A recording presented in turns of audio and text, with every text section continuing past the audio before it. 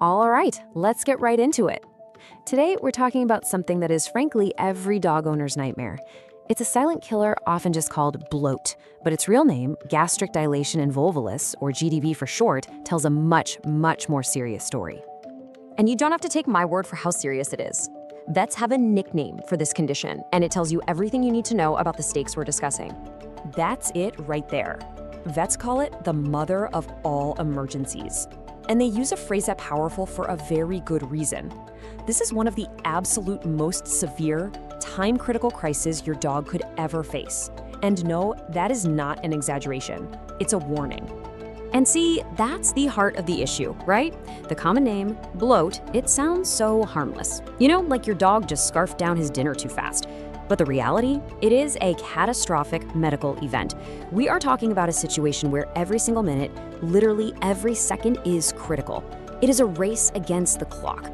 So, to really understand the danger here, we've got to break down that intimidating medical name, gastric dilation and volvulus. Let's pull it apart and see what's actually going on. So, GDV is really a two-part catastrophe. First, you've got the gastric dilation. That's the bloat part.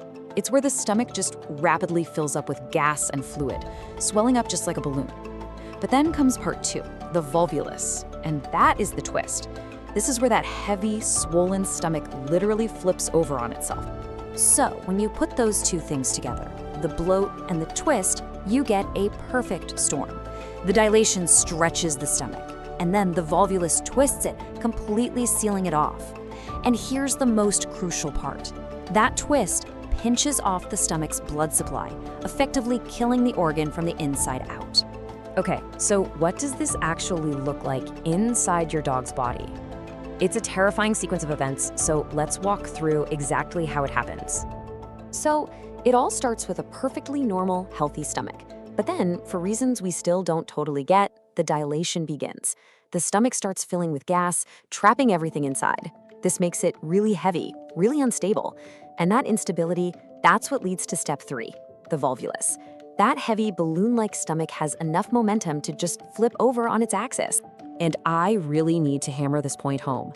While the dilation, the bloating part, is incredibly painful, it's the twist, the volvulus, that makes this a life or death emergency, because that's what cuts off the blood flow. Stomach tissue starts to die, immense pressure builds on other organs, and the dog goes into shock very, very quickly. Okay, so now that we know what it is and how it happens, the big question you're probably asking is my dog at risk? And that's a really important question because GDV absolutely does not affect all dogs equally. At the top of the risk list, you have breeds like Great Danes and German Shepherds. And the common thread here isn't just that they're big dogs, it's their shape. The biggest risk factor is having a large breed with a deep, narrow chest. So why does that deep chest matter so much? Well, think about it. That specific body shape means there's a lot more open space in the abdomen. The stomach just kind of hangs down, and when it fills with gas, it has more room to swing around, and ultimately to twist. So a dog's own anatomy can be its single biggest risk factor. We've just gone through some pretty terrifying stuff, I know. But now let's talk about the most important part, what you can actually do. And believe it or not, your first and best line of defense is incredibly simple. It's this. Your single most powerful weapon against this silent killer is just awareness. Simply knowing that GDV exists and understanding that it is a flat-out race against time can be the difference between life and death for your dog. It prepares you to act fast and without hesitation if you even suspect something is wrong. So we'll leave you with this question. You now understand the mechanics and the profound danger of GDV, but the critical next step, the piece that turns knowledge into action, is this. Do you know the warning signs? Thanks for tuning in.